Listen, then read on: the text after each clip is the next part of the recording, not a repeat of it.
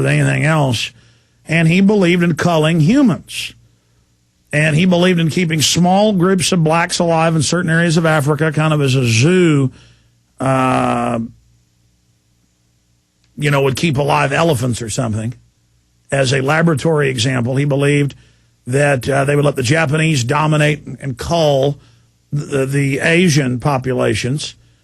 They were going to take over all of Russia and Central Asia and exterminate everyone who didn't pass muster. Same thing with most of the Latin American nations. And this is what they believed in. Now, when you see things like carbon taxes proposed in the 60s, this comes right out of Club of Rome, right out of Bilderberg Group. Prince Philip and Prince Bernhard, both Nazis on record. In fact, Prince Philip, we forget about the consort, the Duke of Edinburgh, to the Queen of England. He was a Nazi. His sisters all married Nazis. They're all Nazis. They're all Nazis. And you can say what you want about who runs the world and what the system is. The facts are the facts.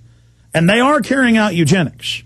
And Endgame, I think, gives you the best picture to understand that overall. But in closing, Paul Watson, they're going forward with their world government plan. And I just hope that the white supremacists understand out there that this eugenics model out there is for them as well. The elites are going after whoever they think actually has genetics that they don't control, that, quote, threatens them. They want to kill the, quote, subhumans and the, quote, middle class, that they see of genetics that might challenge them. And I hope people realize that. I mean, no matter who you are, 99% of us are in deep trouble under this system. So we better all come together against the New World Order. And then whatever policy the New World Order's got, we should be against that policy. Paul Watson. Right. I also find it interesting to know from what you were just talking about that Valerie Giscard d'Estaing, the top Bilderberg member who founded the precursor for the EU with top Nazis, married his cousin.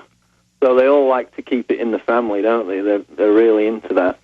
But what I would say about the European Union is that from its ideology in the 40s, from its Nazi ideology to its empowerment in the decades later, now the agenda's so advanced that the manifestations of its power cannot be hidden anymore, which is why people like Giscard d'Estaing said regarding the Lisbon Treaty, quote, public opinion will be led to adopt, without knowing it, the proposals we dare not present to them directly.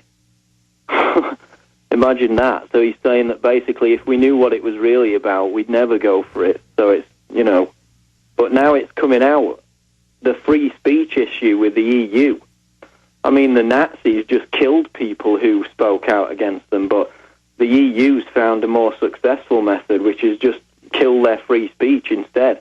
There's actually a European Court of Justice case which establishes the pretext that it's an illegal act to criticize the EU. And in fact, the EU has banned... that's too important. Stay there. Let's come back to 5 more minutes, and I promise I'm going to get to one final round of calls from Randy, Ryan, Robert, Randy. Man, I tell you, it's all our callers today. And then I'm going to get into all this other free speech attacks. And I'll try to go to the beach. It was Big Brother like you've never seen. I'll show you those photos. Now return to the airwaves this 11th day of May 2009. Big news blitz coming up. Finishing up with Paul Watson. Paul Watson, you were getting into, the European Union's been firing ministers and members of the British government get fired if they criticize the EU. And now I've seen mainstream news articles where people are arrested because they use the word homosexual. That's a hate crime now because it hurts people's feelings. If something hurts someone's feelings, even if it's a scientific term, like you said the word bluebird, that hurts my feelings, you're under arrest. They've now proposed a bill. It's getting a lot of co-sponsors here in the United States doing the same thing. That's coming up. But you were talking about the European Union. This is all happening. And now in London, I was reading that every day people are getting stopped and questioned. It's happened to me. It's happened to your brother. She's announcing your Home Secretary that there's basically no free speech in England. I mean, this is getting crazy. I mean, they're really doing this. Well, the controversy regarding Michael Savage, what was not mentioned in that whole controversy was the fact that he was banned from entering Britain based on an EU law that frames it that, you know, political opinions that could be deemed offensive are illegal, because it was under the same laws that a Dutch politician who called the Quran fascist, I believe, he was barred from entering Britain as well, and that's all done under EU laws. Yeah, I forgot that, Paul. You got to get a blurb up. That's huge news. Nobody has pointed that out but you. So, from what I was saying before, the manifestations of the EU's power are now so advanced that they're obviously totalitarian.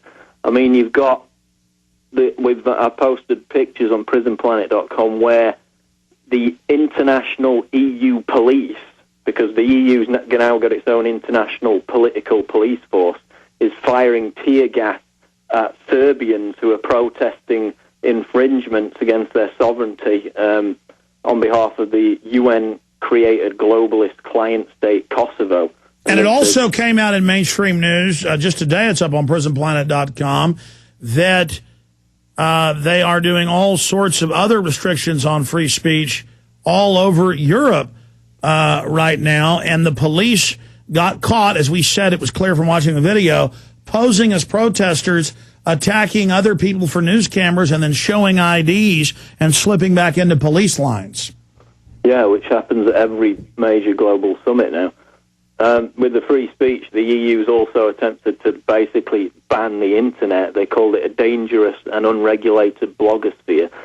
And I make all these points, and I try to make it relevant to people in America, because this is exactly what they're planning with the North American Union. It's going to be set up along it is being set up along the exact same lines. And you're going to see, instead of European international police, North American Union international police. They're already issuing a North American Union ID card with TV ads for the new ID card, Paul. And they're saying they've got to restrict free speech off Mexican laws and through treaties, the Second Amendment, to unify the laws. And they've introduced the treaty that, in the words of CNN, they even admit will end the Second Amendment. That's what I mean, Paul. It's all happening right now. It's actually happening. It's happening, and it's a very short leap from international EU police to North American Union international police. It's just a matter of wearing a different badge. And they're in Serbia right now, subduing Serbians who are angry about their sovereignty being taken. So, you know, that's what they're planning for America when they try to amalgamate the US, Canada, and Mexico. And the agreements have already been signed, whereby they can use troops in each of those countries. I mean, and make no mistake, the big foundations have been caught admitting they plan race war in the Southwest. They plan to get us all killing each other. We do not want that, ladies and gentlemen. Paul Watson, unbelievable hour-long report. Thank you for spending time with us today. We'll keep watching PrisonPlanet.com for all the great work you and your brother, Steve Watson, are doing from the UK. Okay, thanks, Alex. Thank you. From Airstrip 1, there goes Paul Watson, where the secret police are on the streets and questioning him and his brother and others. I tell you, the time is very, very late. All right, your phone call straight ahead and a ton of news, as I promised.